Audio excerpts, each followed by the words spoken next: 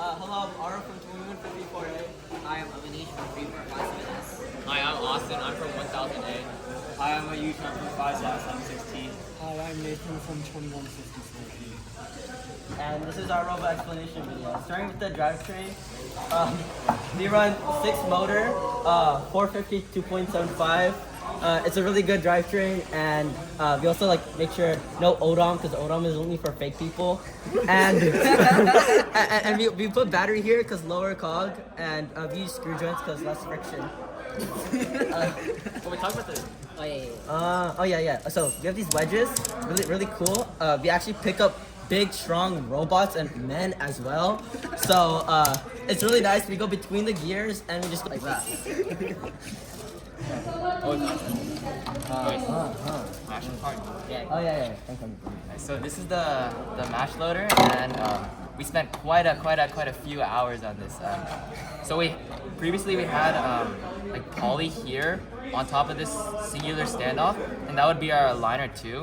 But it was too scuffed, and every time we go try to mash load, it doesn't go out smoothly. So instead we just scratched it, and then added 3 standoffs for more tolerance, and then instead of using standoffs here where the zip ties are, we just use zip ties because we just tried it and just magically worked for some reason. Nathan's magic. Nathan's magic.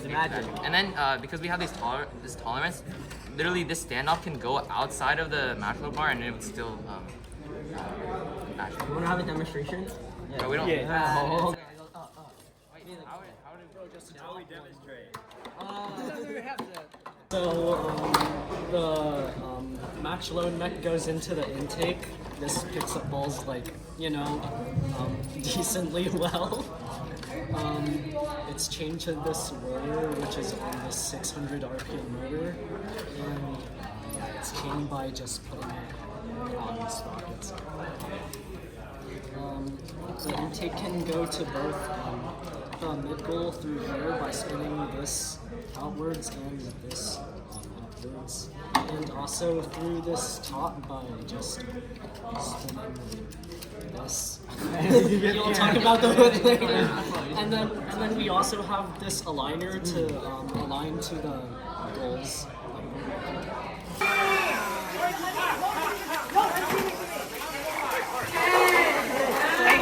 So it fits right in here. Yeah. For the mid goal, we just This kind of works as an align. and then we have these on the side to prevent the from going side to side.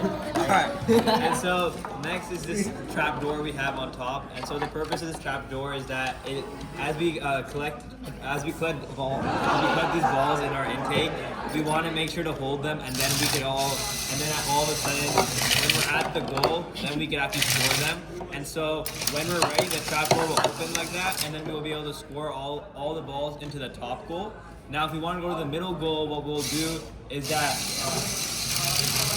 so we'll store them like this, and then afterwards, this one will run out, and this one will go backwards. And so basically that causes the balls to shoot out like that. And that's how we get the middle goals. And then finally the lower goal, just use to outtake the entire intake, and that's how we get the lower goals. Can I say something? Yeah. So on the intake, we also have these internal funnels to keep the balls from going side to side, because that made our intake really consistent, and even though it held more balls, it couldn't really do anything with them. And we also have these bands back here to prevent dead zones. So without these bands, they would just get stuck there and not be able to do anything. Kaboom. Yeah. No explosion. These plates serve a similar purpose to make sure the balls don't get stuck in the corners. Yeah. And so for our programming, it was pretty simple. We just used a jar template and made a code where it goes to the 3 stack on the field. And once it does that, it just quickly scores it into either the low or the mid goal.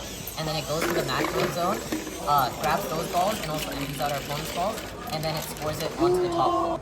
And so one thing I'd recommend other people do, one thing I'd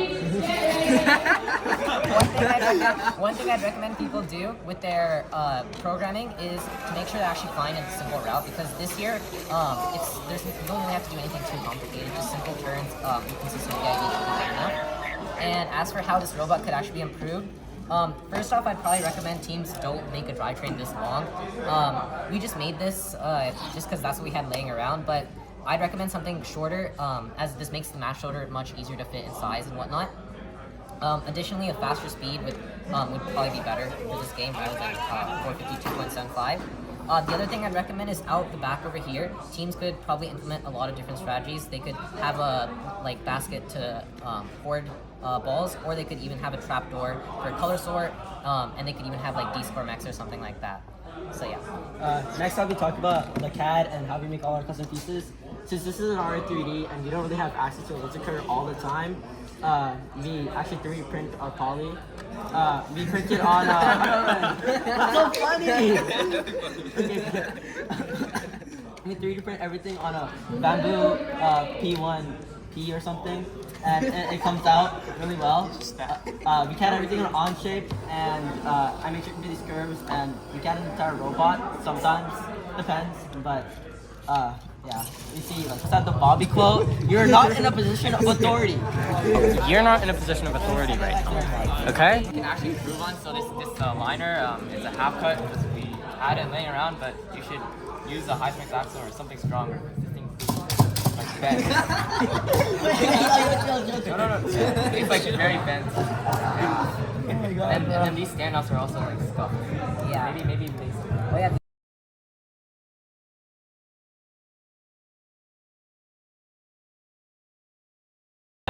Bye. To box your half cuts. Yeah.